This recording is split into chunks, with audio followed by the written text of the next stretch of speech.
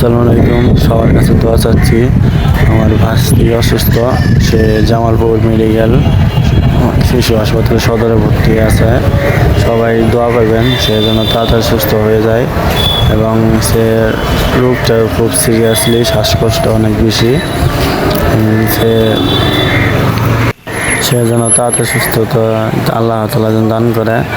আপনাদের কাছে রিকোয়েস্ট, সবাই একটু দোয়া করবেন তার জন্য, সে যেন ভালো হয়ে আমাদের মাঝে আবার ফিরে আসতে পারে।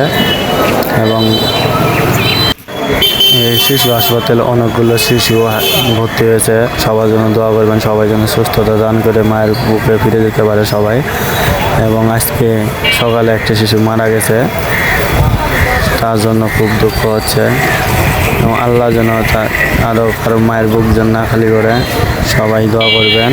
এবং আমার ভাস্তির যেন সুস্থতা হয়ে যেন আবার বাড়িতে আবার ফিরে নিতে পারি, ভালো মানুষ। সবার কাছে আর আশা করি সবাই দোয়া করে দেন।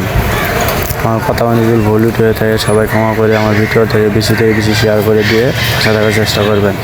আসসালামু আলাইকুম। সবাই ভিডিও দেখতে থাকুন শেষ পর্যন্ত।